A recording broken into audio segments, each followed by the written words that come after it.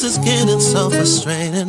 How much more can we take? We're erupting like volcanoes, blowing ashes in our face. We need change. Like a baby, you hear the crying. We need change. Like a flat that's on your tire. Baby, we just need some air, a little bit of space, some time to think it over. Maybe that can help erase all the pain we've made.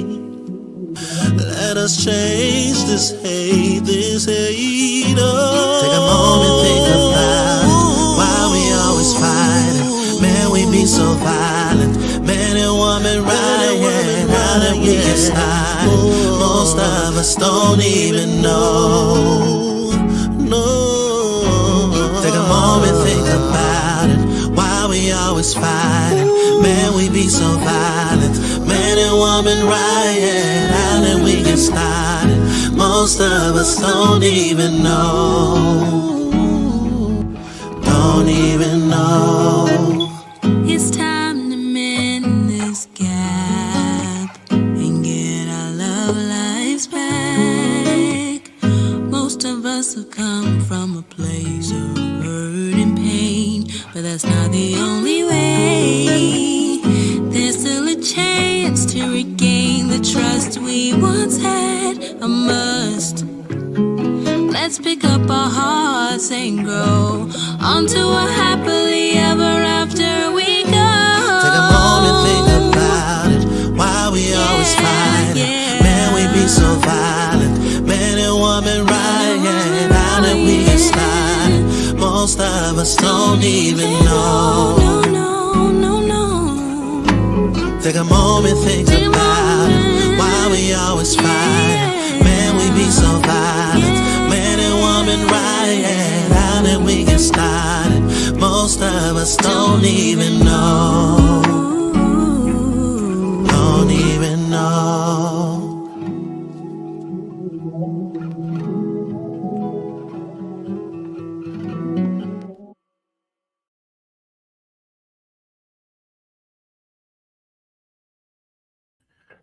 All right, shalom, shalom. Shalom, everybody. Shalom alaikum. Welcome back, you all, to the Shalom, Mordawu. Shalom, Badol, Shalom, Nasika. How are you, Coach? Hope everybody. He said, how you doing? Oh, I'm good.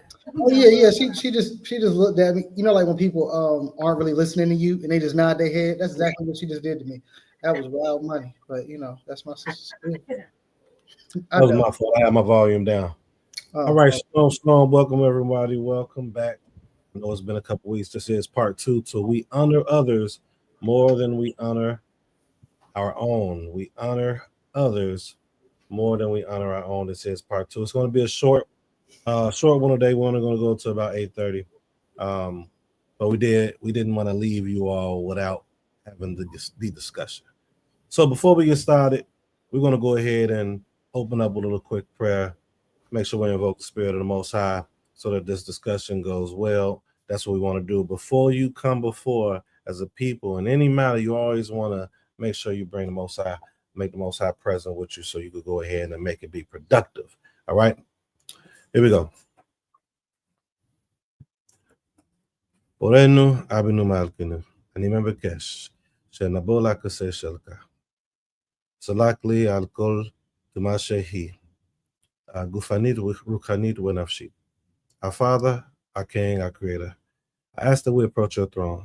Please forgive us for any uncleanness that is spiritual, physical, or mental.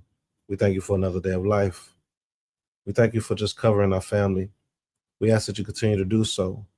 And in your name's sake, for the covenant that you have made with our forefathers, we appreciate all that you do, in the good and the bad, O great King. There's none before you, none above you. And we want to take the time to make sure that we think before we speak, that we think before we move, that we always be a representative of you, those as listening under the sound of each and every one of our voices on this panel, and for ourselves included. We want to make sure that we are the example so that we can bring back balance in our homes, in our communities, and for our nation. Alouet Amakoa Niski, Alouet Akoa Kaniski, Alouet Amaleka Leon. Praise the eternal power. Praise the eternal source, and praise the supreme King. All right. Hallelujah. Yeah. So let's get right to it. I see it's only 3 of us today, but we're gonna still make it work. Amen. 3 is a good number, 3 is one of those numbers, So without further ado, let's get right to it. So we honor others more than we honor our own. Let's go with the first subtopic. Religious and spiritual displacement. What ancestral spiritual truths or traditions have we lost or replaced? And what might our lives look like if we return to those roots? That's a lot, isn't it? Could be a little more simple. Y'all got it though. What ancestral spiritual truths or traditions have we lost or replaced? Right? Still there, but we wanted something different. Sounds like us all the time, right? And what might our lives look like if we return to those roots? Cool. My question would be like, what do you mean when you say religious? Well, religious is a term that a lot of people, so-called Black people, we understand that term. So us on the panel, we may not identify with that term religious, but the truth of the matter is most of us as those that are Christians, shoot, even some of us in the truth, we still identify with that term. So religious and spiritual displacement. So I don't think that us on this panel is religious, but we're putting out this information for those to try to provoke thought and change. So, okay. You got something? I'll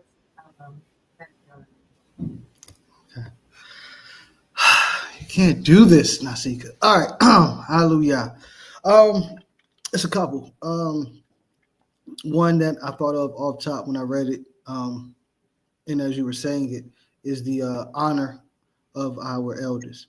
That is a clear indication of where your nation is how you treat the elders and how you're training up the children, those two. So with the first one, the aspect of honoring our elders, we have lost the aspect of sitting at the feet of those who came before us so we can learn how to move and how to walk it out better, even than they did. That's the whole point of Torah, right? The Most High says, pass it down from generation to generation. But if we aren't seeking those of previous generations to learn, then we're in a bad spot. And our lives will look a lot different if we did sit at the elders. But before I go into that, what it looks like, the vision, right? We also have to have balance and look at the other side. Elders don't want to be elders.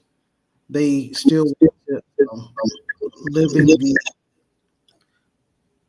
past, right? To try to continue to have their primes in the present, and they are past their prime.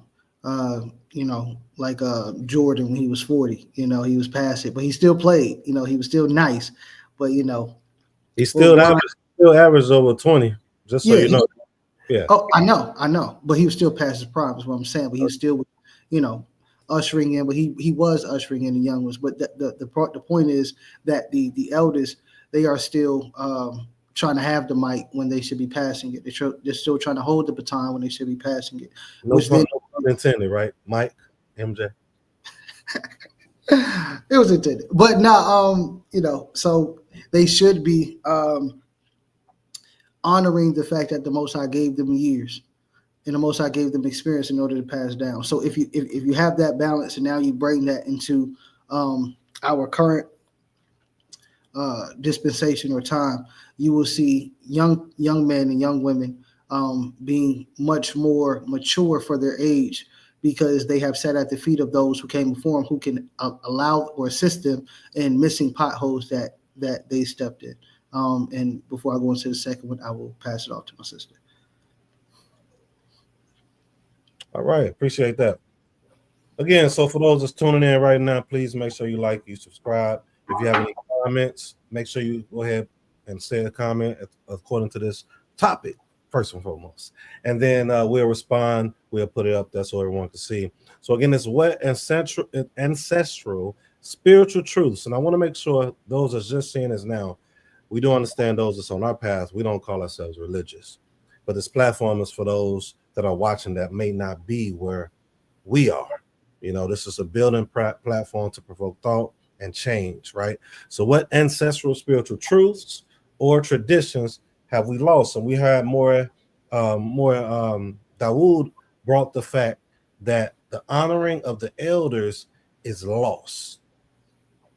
And to really look at a nation, you will see how they are based upon how they honor their elders and how they set the mark for the children. I love that he said that, because a lot of the top ethnic groups, right, they have a certain respect for the elders, and they have a certain respect and ushering in for the children. I wouldn't even put the so-called white people in that at all. But we look at people like the Asians, you know, West Indians. West Indians. I was about to say that too. These, and we see them thriving, you know. So I appreciate you bringing that out. So Ishti, I don't know if you have anything. What ancestral spiritual truths or traditions have we lost or replaced, and what might our lives look like if we return to those roots? Using your mic. Am I loud enough for you? Can you hear her when she speaks? Can I be heard? Yes. The setup. So, I would say, you pretty much hit it, because it starts with the elders. They're the example. But I was gonna say, just purity within our youth. I feel like a lot of our youth, men and women, a lot looser. There's a lot more freedom. And when I say freedom, I mean going places without chaperones, losing, virginity at 12 and 11 and 13, those things like that. It's like at that age, you're developing to be learning what it is to be a young man, a young woman. You're still in your mother and your father's house, just learning the simple things. I don't even think you've gotten, well, some people at 12, the rites of passage yet. And that purity being there, it kept a lot of our young people kept from the way they dressed, even to the mindset. And without that, you've seen a huge decline in the manners. Because if you're not kept and you're not chased at home as being like respectable, then all that's going to translate into how you treat people. And I've seen it. When you go out to the store, you can come across it. And what does it look like? It looks like a nation without any, what do you call it? What's the word I'm looking for? Without any, don't have any, as a whole. Constraints. Both of those fit right in, and we're just loose. And Maish always says, where there is no law, there is no sin. So if a lot of people aren't telling these young people, well, that's not good and you can't do that, they're just running rampant with it. It makes no sense. This last time I say, it makes no sense to see no age, but 11 and 12-year-old little girls wearing Daisy Dukes. What are you showing off into? So one of the things I picked up the most was the purity portion of what you had brought out, right? That was part of our setup, Now, when I say this, I'm going to be balanced and be realistic. Everyone didn't do it. I mean, we saw that in our literature. We saw that they said they'll do this, they'll do that. And then as soon as Moshe left, they just went right back into it. But the setup is for that purity, not just for the youth, but for all of us. We're supposed to be a certain type of way. And if a good amount of us, doesn't have to be everyone, I believe that it will come to that. We are supposed to do that due to what I know in our literature.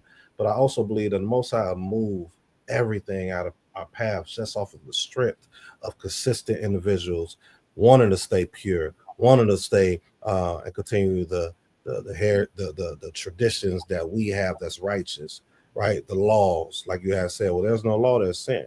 Where there's no law, there's chaos, right? We're seeing that our people are chaotic. You know, some of us, I don't know, more Daoud, you may have been chaotic before into the truth, you know. I'm sure I had a little bit of chaotic ways about myself as well. But that's I may have before. been a little out of order. Say that little, okay. So these things set the tone for us.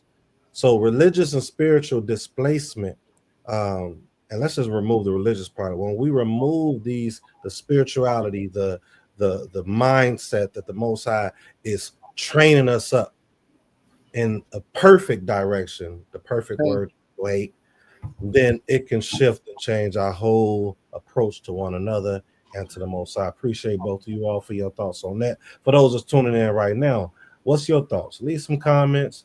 Make sure you like, make sure you share. Let us know your thoughts so we can land back off of you. All right, we're going to go ahead and go on to the next one. I told you all this would be pretty short. We're just going part 2, finishing up what we had left off at a couple weeks ago. All right, so community disconnection. This one is interesting because before I read it, community disconnection. A lot of times when we speak on community, we only look at it as residing on land. Residing on land with one another in one spot. And that's an aspect, and that's an aspect to go towards. But community also is networking, building, and building that relationship and that trust and that bond, even from a distance, right? So that way now you are building and getting yourself in order with children that you may have with your wife or whatever school of thought you function out of, or with I just lost my train of thought with that phone. I tell you about people. We in meetings, they want to have phones going. No, I'm playing. But this community, we have to learn how to have a community mindset before we could come together and be in a community, because a lot of communities break up because that wasn't set in place. These things wasn't thought out properly, you know. So anyway, how does our support for mainstream institutions over our communities reflect deeper social programming? Okay, let me stay on that first part before I read the rest. So it's saying, how does our support, so we support mainstream institutions over the communities, over our communities. How does that reflect our social programming, right? That's what I'm saying right here. And what's one tangible way we can start reinvesting in our own? 2-part question. All right, I'll read it again. How does our support for mainstream institutions over our communities reflect deeper social programming? And what's one tangible way we can start reinvesting in our own? Okay, well, as far as part 1, it shows that we, as the title says, we honor, we respect, and we put more of a weight on the other nations and what they can provide for us. We have lost the sense of value within ourselves. So the social programming has been that we aren't worth anything, that we all we provide is chaos, and what we are able to provide is of a lesser quality than the other nations, even though that hasn't been the case over history. But that's the social programming. Yeah, and I'll wait. History. I was going to say the from what I see, those in our community predominantly supporting other institutions over our own. It shows a lack of trust, and a higher esteem for individual mindsets, independence. It is one of the things that is pushed for both single parent households and both parent households, especially I would say in this time, it's kind of like those, well, get your money up, get those things up that you need to, but it's not a big reflection on find a community. Because everybody doesn't know where a community can be found. But for those, if you have more community mind, you could say, get what you need to do, but try to find, and there's a saying, find your tribe, you know, a collective people that are doing something with the same mindset. And it isn't even in the same paradigm or belief as, you know, Israelite or Muslim. It's just some people that you have a like mind to. But it just shows a lack of trust. And if I could answer the second one, I've actually been meditating on this one last month a lot. What's one tangible way we can start reinvesting in our own? It has to be something that we do as a joint group. If we know someone, for instance, like Maish, he has a streaming company or partnered with a streaming company. You go to that versus in the secular world, you have what you need at a great price right there. And then the more people that do that, we can actually, let's say a group of 10 people go to him because he has the company for that. Cable streaming. Cable streaming. Yes. And then we have a person that is an electrician in our walk. You go to that Hebrew person. So the more we get a group of people to do it, we actually can fulfill each other's financial needs and just keep it circulating. If the community has multiple hairstylists, a group of people, let's point them towards that way. One might be better for you, the other one might be better for you, who knows? But we have to, it has to be a group thing. It has, like how people, what is it, they crowdfund, I think it is. It has to be a group thing. And we have to want to do it. Okay. I think that was powerful, that what you brought out. I know what it is about us. I understand why, but it's still a part of me when I'm thinking and talking about this conversation. I'm like, why don't we? You know, we have a lot of people that build homes, know how to do it from scratch. We have people that's decent in finances. We have people that's decent when it comes to health and fitness. You know, I'm a certified personal trainer, by the way. We have people that have, as you mentioned, I got cable streaming. We have people that deal with languages, all these different things. We have people that have schools like More Dawood and them. But we will send our, we prefer to go outside. And that's something deeply rooted in us. You know, conditioning, all these different things, but we can overcome it. And I think also it's not just that. I think our desire has always been to go outside of us. Everything outside of us, for the most part, looks more attractive. You know, so that's my take on what you said. That was powerful what you brought out. I think that's important, extremely important. So find your tribe. And within that tribe, hopefully you have people within that tribe that have different things and skill sets that they have, and we can all utilize each other's, you know, that's another topic. More about what you got. Seem busy. Okay. No. I haven't listened. Definitely find your tribe. In the aspect of community and living amongst each other, that is the foundation of every other ethnic group success. Mm-hmm. The foundation is living amongst each other. So then when you have these homegrown institutions that we have, now you are kind of, in a sense, forced to patronize one another. Like, that's why other communities come to our communities. Why? Because now that I'm in your community, you're almost forced, because I'm only 5 minutes down the street. Yeah. So more than likely, you are going to come to me instead of going 50 minutes or an hour to the next quote unquote black owned. Mm-hmm. So that's why I believe that the most critical aspect of nation building that we should be focusing on is getting together in communities, whether it's on land or whether somebody has a neighborhood and people be like, okay, well, everybody just come and we'll rent from this one. Okay, now you have the ability to be amongst one another. As you said, learn one another, trust one another. And then that's how you begin to reinvest, because you may learn, you may know how to cut hair. So now instead of having to get in my car and go up the block, I can come to you and you are my barber. That's right.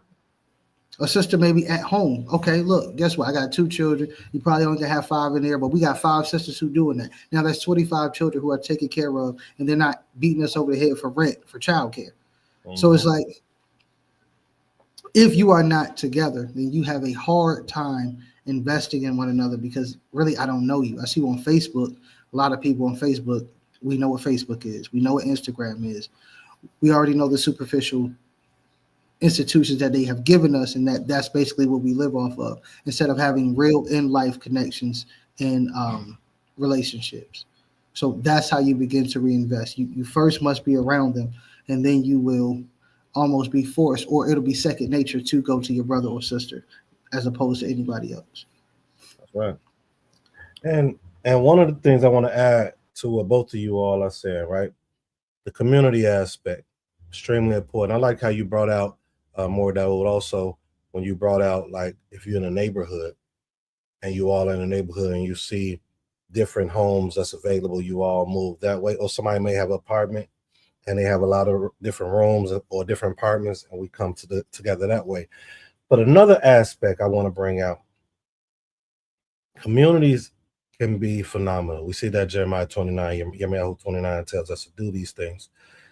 I think the problem that we have for communities to be extremely successful is that we have a love to want the communities, those are, that consider it, I should say. But we don't have the foundation to think of every instance, every situation and subject that can transpire. And we don't have a sit down and a build to figure out what happens if this situation takes place. The perfect example is the Torah. Before this was agreed upon, the Most High put it all out there. It wasn't just a conversation, right? It may seem as though it was a build-up. All the way from when we was leaving Mizraim, that was a build-up. Most High was showing his worth to us. He was showing us what he can do. He had a representative or an assistant to come and another assistant for that assistant. He had a few people in place, right, to come and continue to show what he can do. Showed his resources, brought us out, and showed his protection. Then, after showing that protection and getting us to a certain location, now he asked each and every one. I remember it was 2 steps before that. 2 steps. Then he said, use Moshe. Do y'all want to do this? Will y'all do this? They said yes. Now we know they did some crazy stuff. We did some crazy stuff against our own saying, yes, we will do it. My point is that structure. So we didn't just jump into no community. It was a time, right? It was some revisiting. It was some showing your worth. It was showing who you are. You get to know who I am as the Most High, and I get to know who you are as the people of the Most High. How can I translate that into what I'm trying to say with us?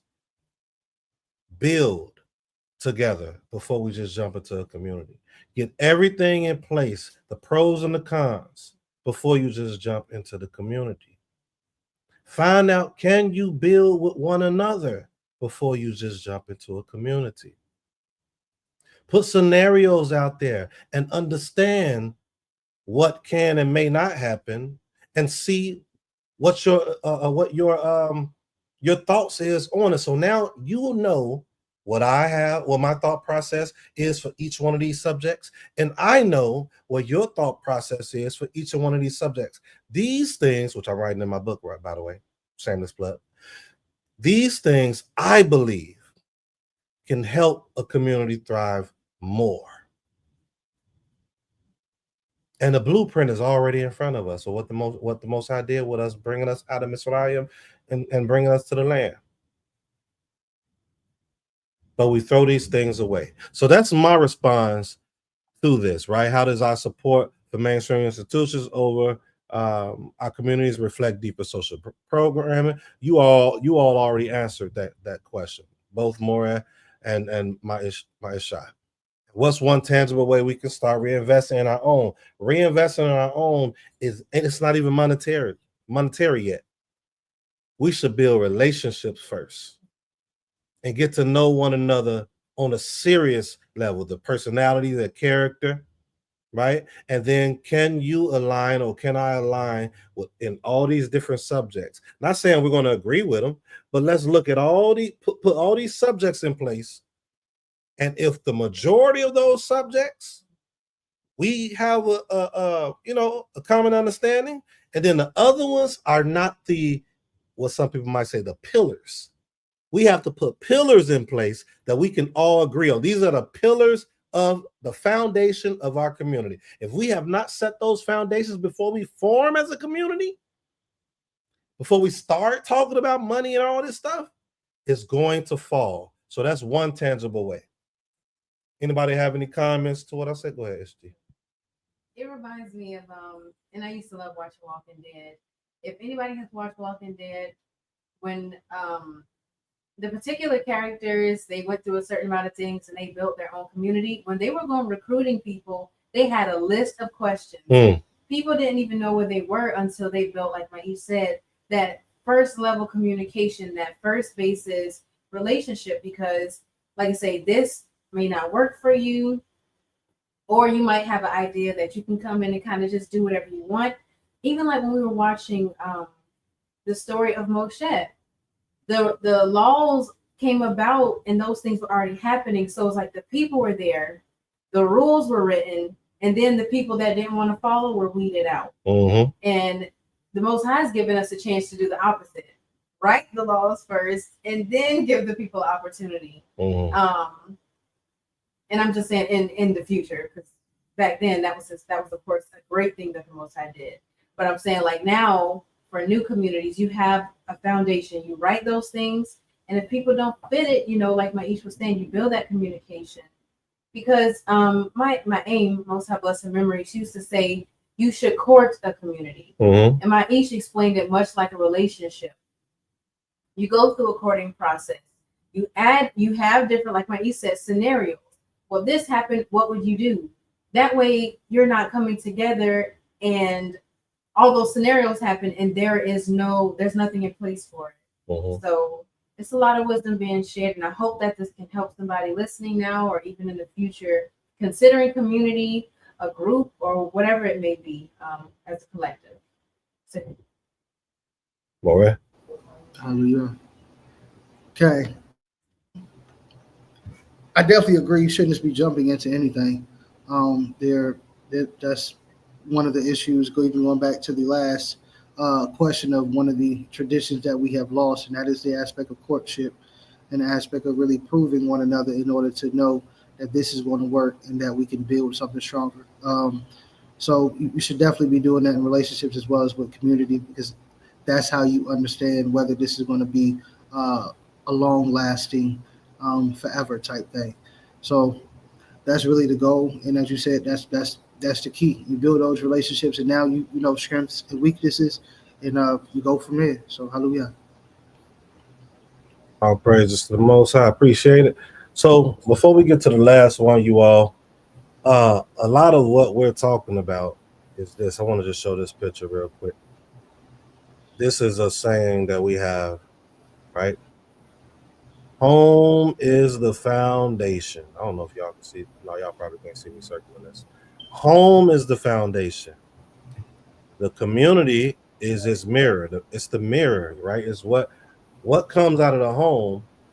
The community is the mirror of that, right? And the nation is its product. We was talking about more Daoud said something about the West Indians. I brought up the Koreans, and that's due to my family in law. And their community, their half a year, half a school year. Can you mute yourself? Oh, sorry. Are y'all good? My man. So yeah, it can be a negative or a positive, right? The nation is its product. So everything starts from home, and this is what we're trying to root out and correct right now. The things that Mori Daoud is talking about right now, and the things that my Ishad is talking about, that is the foundation. All right. Last thing. Last topic. Last subtopic. Colonized mindset. Colonized mindset. This right here it's so many different topics that could go with this. I just chose to pick this right here. But the colonized mindset, as I'm even reading this right now, I'm thinking of other subjects in regards to the colonized mindset. But let's just go here. How have we internalized the oppressor's definition of success?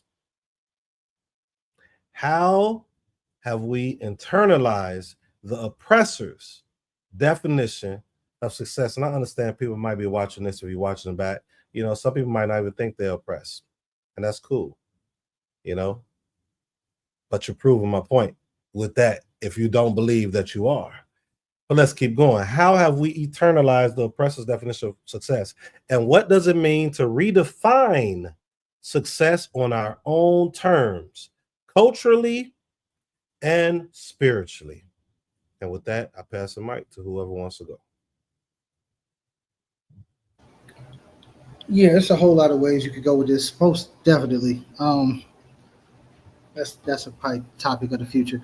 Internalize the oppression's definition of success. So we have become very materialistic. That's what this culture is about. It's about what do you have, what is tangible that you have, the car, the house, the boat, the whatever. We have that success. It's not. For instance, there are a lot of talented athletes, right? Basketball in particular. So the definition of success is not being paid for your skills, is being paid and being in the NBA. When you're able to go overseas, still make a living doing what you love. So the definition of success we have is we have bought into name brands. We have bought into institutions just because of the name. So I went to Harvard. Well, I graduated with the same degree you have, maybe at a lower tier college, but because it's the name, it's like, okay, well, mine is better than yours. It's like, but we have learned the same stuff because they pretty much have the same curriculum. But because of the name, you think that you have a greater level of success. If your company isn't Fortune 500, but it's sustaining you, your family, and you creating a legacy, people would look down on you and say that you're not successful because it's not at this level. And it's like, well, success, and to answer the second part, to redefine success culturally and spiritually, it is to be free. Free of the oppressor's mindset, free of the oppressor's money about having to go to banks, free of those things and really being self-sufficient. That is culturally and what the Most High's barakot, or blessings or increases, as I would call them, that's all they were about, is autonomy. So if you have the ability to be autonomous and not in the limelight, that should be success. But we want, fame. So we have chosen fame over freedom. Are you? Powerful. I think that, and I like how you brought the difference with the NBA and then overseas and stuff. Overseas, you go overseas, and I'm thinking you were saying that you could still make a good living overseas. Overseas, I know a couple of people that's overseas. Like it's like tax, like the taxes, they ain't taking that. So it's perspective. Everything is our perspective, really. But is it our perspective? I'll give you another example. And this is something different, but it's the same to me. You will hear people say, and I don't know if you ever said this, so this is not towards you. I've come to realize once you have a certain level of understanding, like even what you just said, your understanding was it's to be free, right? Free is it's not the same thing as, man, I got millions of dollars. Not to say if we didn't get it, we wouldn't be appreciative, but I got millions of dollars, so yeah, I'm free. But yeah, those millions of dollars that people have, they be killing themselves. They're not mentally free. They're not spiritually free, right? So you're saying more, Dawood, you're saying like the goal is to be at peace. Okay. That's freedom, at peace with where you're at peace with where you at with the Most High. As long as your family is good, alive, you have breath in your lungs, you have food present, you have some type of shelter, perhaps, that those things, it's a level of freedom, and you could build off of that. Now, let me go to what I was about to say right now. I believe once you have a level of understanding, then we shouldn't be, because one of the colonized mindsets is this. When we be talking about different subjects, the first thing people say is, "Oh, where's your source?" Sources is good. I'm going somewhere with this, right? They'll say, where's your source? But if once you get to a certain level and the Most High has unlocked your mind and brought you back to your understanding as your people, the Most High utilize those people to what do I always say? I believe the Most High utilized them and held them or had them get to a certain point for us to regather ourselves of who we are. Because if not, we need to throw away the whole concordance, all that stuff, because we didn't do it. They did it. Correct me if I'm wrong, but I think I'm right. Right. So, but once we become Morim and elders, and we have altars in our school, why aren't we pushing our altars? Even if we have differences of schools of thought, it's important for our people to have an opportunity to grab whatever school of thought that they believe, but take our scholars. We are the source. We're the scribes. They are the ones that are reading our stuff, right? But why won't we do that? Because of colonized mindset. Once you learn, let me use Hebrew, for example. Once you get to the point where you know how to structure sentences, once you understand how to converse, I'm talking about myself right now.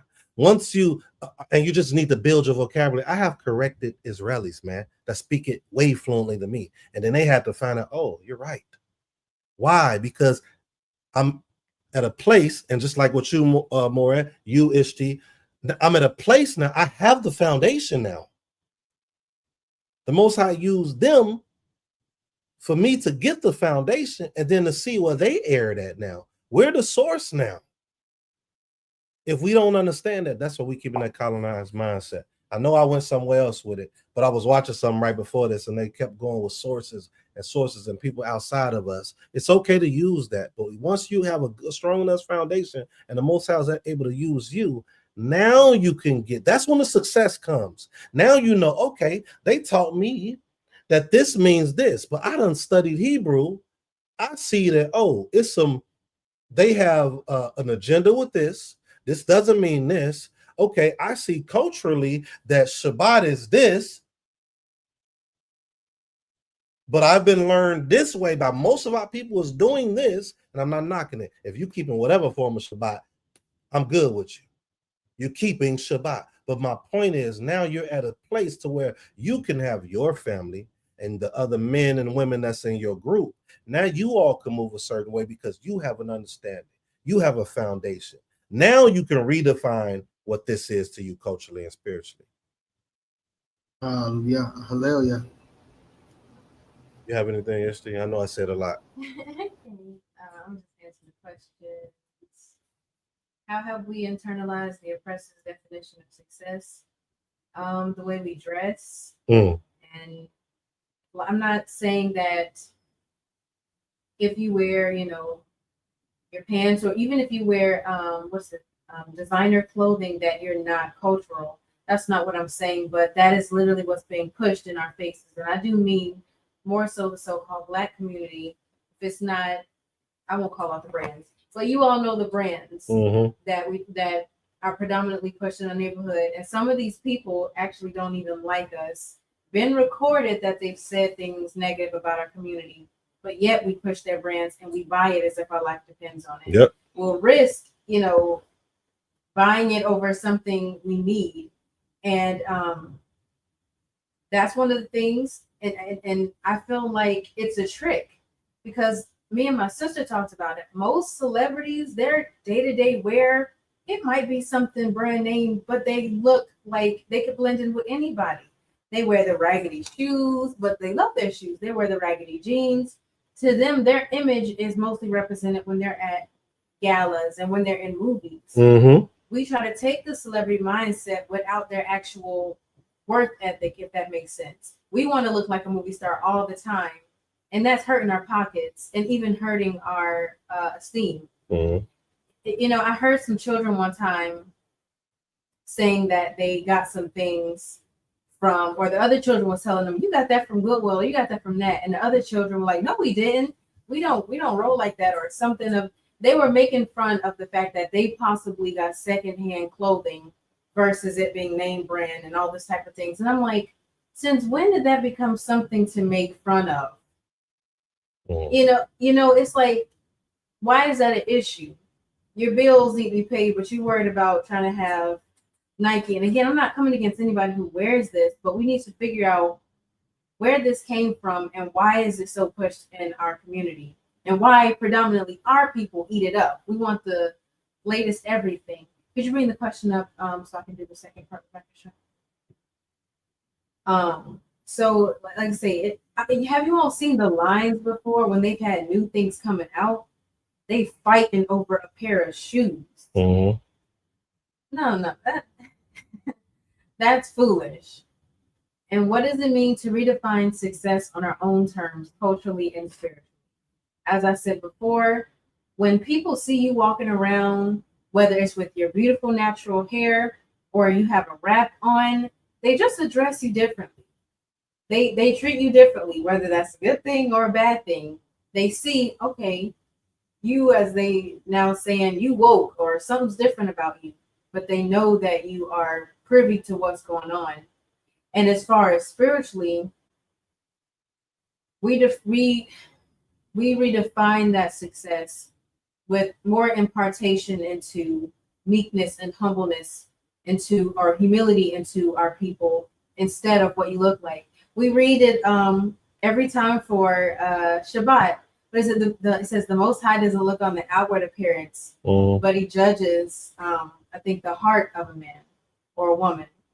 And that's where it's at. Like, who are we trying to impress? It should be the Most High, you know?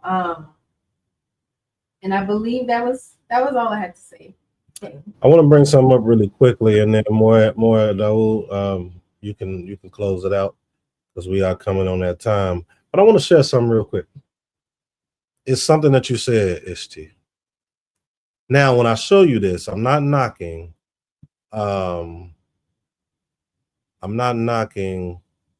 what's being seen, right? But I thought it was interesting when I saw it. Let me make sure I'm picking the right one. Yeah, there we go. Here we go. I'm about to share it right now. So this goes into what you were saying. Y'all see this? I was just thinking about that. I don't. Yeah, I saw this literally. I took a screenshot of it. It was yesterday or the day before, and I'm like, now, granted, let me look. I don't even know if I could zoom in, but I'm going to look it for myself. So, his pants is cool, the shirt, whatever, but he got like a whole bunch of chains all on him, right? And then what's that? Jack Black. He just looks like he, you know, and this isn't to say that you can't dress well, because remember, Bnei Yisrael dressed like royalty. Like the woman that's next to him, right here, I don't know what she is, but she's dressed like, I guess they're Muslim, right? Both of them are Muslim. Okay. Right. So her attire is more appropriate to what they believe, in my opinion, versus his. You know, and I'm not getting on them, but I think the picture was trying to express the fact that what you just said, Ishti, how these filthy, wealthy men and women be dressing versus one that's not as so, but they got to show, you know, they got to really show it. Go ahead, Moray. You want me to take this down, or you about to say something? No. I was actually thinking about this exact picture as a coach was speaking, because it just shows how much how much we are trying to portray something that is not of our culture. Like you said, we were very fly people. We still are very fly people. It's just now we have taken the mindset of that is what the value is. That I have to have on $3 million worth of change, but I'm only worth $1 million. Wow. When somebody who you will walk past who could probably invest in you and get you to where they are, you will walk past them and talk about them, and it's like, but they own the company that you are shopping at. Right. So that's one of our main issues, is that we have lost what it means to identify value. Value is not value is subjective. Yes, sir. Right. But it is also within certain boundaries, right? Something that is rare is valuable, regardless of what lens you're looking out of, right? Something that is really rare, unique. It's just certain aspects of it, right? And then there's some also that a coach said in regards to spiritually and, being meek and being long suffering and patience. Some would say the fruits of the Ruach. The society's or oppressor's definition of success is intellect. So how much do you know about the Bible? How much do you know about Tanakh? How much other language can you speak? How much history do you know? It's like that's what we put all the weight on. But it's like most of those people are, you would want to punch them in the face. Because of their demeanor, because of their lack of humility, because of their lack of empathy, because of their lack of love. But they have all the knowledge. But spiritually, and when you look culturally at our literature, right? When you look culturally at our forefathers and foremothers, they weren't necessarily getting into mental genital swinging contests. They were walking it. So I believe that the righteous ones can, yeah. Of course. So I believe that redefining spiritual success is the ability to walk it out. Yeah. You know what the word means, but I'm showing you what it looks like. Come on. That's a big difference. And only one is pleasing in the eyes of the Most High. Okay. So I believe we do have a long way to go, but as you always say, Toda, for the plug, remnant of a remnant. I think that I came up with that like over 10 years ago, you know what I'm saying? So I don't know. Yeah, hey, listen, you ride the wave, as they say, pause. But so I don't know. Anyway, the goal is to have a remnant of people, kind of as we were speaking about earlier, being the community or the small group that actually utilizes what we have spoken about tonight. Changing success, being in community, patronizing one another, building relationships, showing what it looks like to be Israel. Because that, as a coach said as well, they will treat you differently when they feel as if you have broken the code and you have broken the programming. Now all of a sudden they can't deal with you the same way, and they know it, and that's what they fear. So they're going to keep pushing it as long as those of us keep buying it. But it's Shabbat 7 days a week when it comes to that. We ain't buying. That's up. So, all right, you all, appreciate you more. Appreciate you more. Dawood, it's G, appreciate you. Any closing thoughts? Any closing words? Okay. For those that might be watching this now and might watch it in the future, as always, we pray that something that's said will resonate with your spirit, and prayerfully we help somehow on your journey in life. All praise. Hallelujah. Definitely Toda Rabbah to the Most High first and foremost for even giving us this platform, this ability, giving us the knowledge in order to relay the message that he gives to us, to the people. And we can do it. Okay. It takes a mindset of do and not want to do in order to fulfill that which is written. So, hallelujah. That's right. And my closing words, just laying back and on them too. We want to provoke thought and provoke change. I believe that should be the agenda of us all who believe ourselves to be B'nai Yisrael, the children of the Most High. But provoking thought does not mean beating thoughts, right? You know, that humility. Sometimes you can know something and you don't even have to bring it out. Your approach is everything. Maybe you can bring it out by how you walk it out, as what Memorial Dawood said. And then it'll bring, like, okay, so I've been hearing this. You know, how do you believe this? You know, genuineness will come before you asking these different questions. So just provoke thought, provoke change in the right spirit. And I believe that'll set us apart. And that will we will be more pleasing into the sight of the Most High. So with that, we yield you all. It's a little short today. We just wanted to make sure we had part 2 to finish up part 1. Please be on the lookout next Yom Shishi or the week after. We might go back to doing weekly, but even if not, we will be continue bi-weekly for this platform, Love and Balance. Hope to see you all tomorrow for Shabbat. We have a powerful lesson that's going to be bringing forth 3 p.m. Eastern Standard Time. Tune in. Shalom, shalom. Make sure you all tune in to the Remnant of Hope, things they got going on. Also with the school, Sahat, Set Apart Hebrew Academy. Make sure y'all reach out to Mori Dawood or Mora Khalilia. And with that, may the Most High bless and guard you all. Yevrecha, Yehovah, or Yeshmorecha. Shalom, shalom.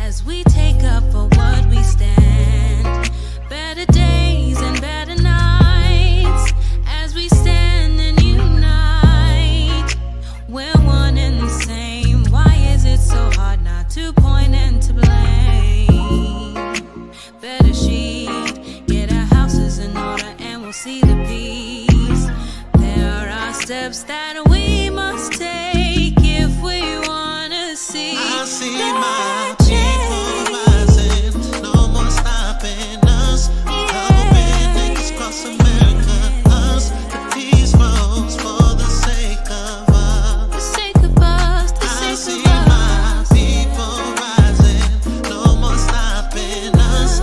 Couple billion niggas cross America, us. The peace rose for the sake of us. No more feeling, telling me and beneath. What a beautiful moment, and a sight I can't wait to see. Even if I miss it, at least I was a part of the mission, changing lives of men, women, and children.